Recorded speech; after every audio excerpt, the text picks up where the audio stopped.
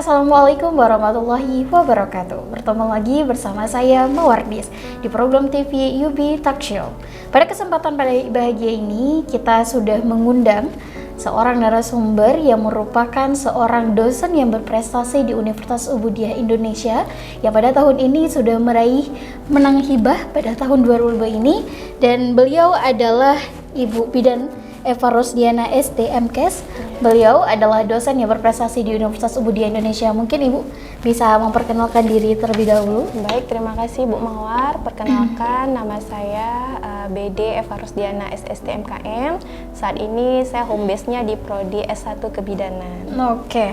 Pada kemenangan Ibu pada penelitian tahun ini, kira-kira apa yang menjadi dasar Ibu mengambil latar belakang untuk mengambil tema penelitian ini? Sebelumnya, pada kesempatan ini kita akan membahas tentang Nutrasika SJDAS, inovasi ekstrak daun bayam dan kacang hijau untuk stunting. Untuk memperjelas bagaimana tentang persoalan stunting, itu akan diperjelas oleh Ibu Eva sendiri nanti.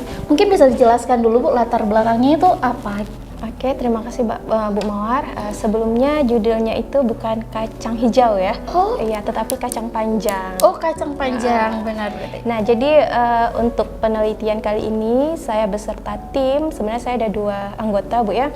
Ada Ibu Rulia Melina dari Prodi S1 Farmasi, kemudian juga ada Ibu Syarifah Yanti Asrina itu dari Prodi beliau bidangnya biokimia tetapi home base-nya juga di farmasi. Nah, jadi kami bertiga melakukan kolaborasi ya, sehingga hasil penelitian ini kemarin menang hibah fundamental. Nah, awalnya kenapa tertarik mengambil judul penelitian ini? Karena kita melihat bahwa angka stunting baik secara nasional maupun secara lokal, nah itu masih tinggi ya. Nah, seperti data dari SSGI itu tahun 2024 itu masih sekitar 19,8% ya. Dan pemerintah Aceh juga menargetkan agar tahun ini turun sekitar 18,8%. Nah, jadi otomatis kita sebagai dosen ya, peneliti, nah itu kan ingin mencari sesuatu yang bisa berdampak juga bagi masyarakat ya, dan juga bagi pemerintah. Nah, jadi inginnya itu hasil penelitian ini bisa membantu pemerintah untuk mengatasi ataupun untuk menurunkan angka kejadian stunting. Oke, berarti salah satu yang menjadi latar belakang masalah penelitian ini diangkat karena problem stunting yang ada di nasional maupun lokal itu masih tinggi berarti Bu ya? Iya. Kira-kira yang menjadi solusinya itu bentuk inovasinya nanti berarti akan jadi produk berarti? Iya, benar. Jadi hasil penelitian ini nanti bentuknya adalah produk yaitu nutraceutical. Bentuknya itu ada jelly drink. Oh, sebentuk jelly drink. Itu nanti akan dikonsumsi, dapat mudah dikonsumsi oleh masyarakat atau nanti melalui rumah sakit dulu? Inovasinya itu seperti apa Bu rencananya? Nah, jadi ini kan kita penelitiannya masih di hewan ya Bu ya. Kita penelitiannya masih di mencit. Nah, nanti kalau memang hasilnya sesuai, karena kan di penelitian ini kan banyak tahap yang kita lakukan ya. Nah, itu nutraceutical jelly drink ini dikhususkan untuk balita ya.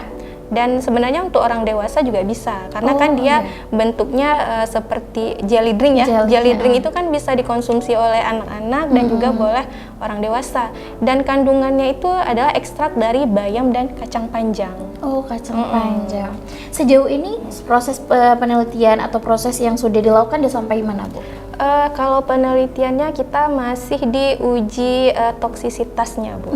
Nanti setelah uji toksisitas ada lagi namanya uji kandungan nutrisi ya, kemudian uji stabilitas mutu produknya supaya kita bisa melihat jelly drink yang udah dibuat itu tahannya itu berapa lama. Oh begitu. Nah, kemudian di akhir nanti baru ada uji aktivitas stuntingnya. Jadi kita mau lihat efek, kan kita ini hewan uji cobanya kan mencit ya. Nah, jadi kita akan lihat mencit itu bagaimana sih setelah dia mengkonsumsi jelly drink ini, apakah anak yang dilahirkan dari si mencit ini stunting atau tidak. Karena mencitnya itu kita ambilnya mulai yang dari tidak bunting ya, kemudian kita buntingin dan begitu anaknya lahir kita akan ukur nanti. Wah, itu sesuatu yang sangat menarik ya Bu. Itu persentase gagal dari yang kita uji coba pada mencit itu bakal terjadi juga, Bu? Atau akan tetap berhasil begitu? Kalau kita lihat gagal atau tidak kan kita belum bisa kita prediksikan 100% ya. Iya, Tapi benar. sejauh penelitian ini memang ada beberapa mencit yang sudah mati ya. Nah, karena dari penelitian-penelitian terdahulu yang kami baca-baca juga dalam proses penelitian seperti itu. Nah, karena mencit ini kan juga jenis hewan yang mudah mati ya, mudah stres kan. Kalau stres tuh bisa mati juga.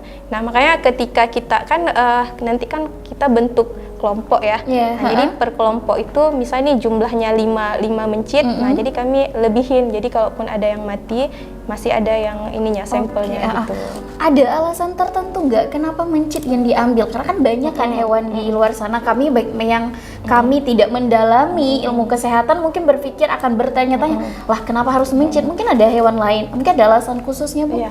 Sebenarnya kalau hewan percobaan, sebenarnya saya dari kebidanan ya, yang lebih paham itu tim saya yang dari farmasi ya. Nah, cuman setelah diskusi kemarin, sebenarnya kan hewan percobaan itu ada mencit, ada tikus, ada kelinci ya.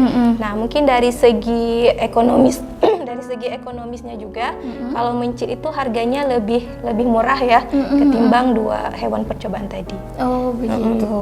Karena untuk penelitian ini kita butuhnya banyak, hampir 100 ekor lebih gitu.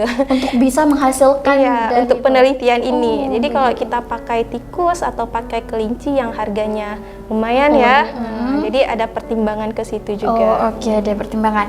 Baik, kalau kita berbicara secara teoritis, metode apa yang digunakan dalam penelitian, Bu? Kualitatifkah? Deskriptifkah? Apa, Bu, metode yang digunakan? Nah, kalau untuk penelitian ini tentunya kita menggunakan metode eksperimen. Oh, eksperimen berarti. Eksperimen di laboratorium. Oke, baik ya, Bu. Nah, di sini kenapa tadi Ibu memperkenalkan beliau lebih pada bidang bidan, terus ada farmasi, itu merupakan sebuah kolaborasi, Bu ya. Benar. Dalam penelitian itu kita harus mengambil orang yang memiliki kuasalitasnya di situ. Jadi Ibu ini itu fokus pada stuntingnya, bidannya nanti Bu ya. Yang farmasi itu untuk proyeknya yang akan dihasilkan. Jadi dua ini berkolaborasi untuk menghasilkan hasil penelitian yang lebih baik. Baik, pada sesi ini itu saja yang kita sampaikan. Mari simak pesan-pesan berikut nih dan tetap di Yubon TV.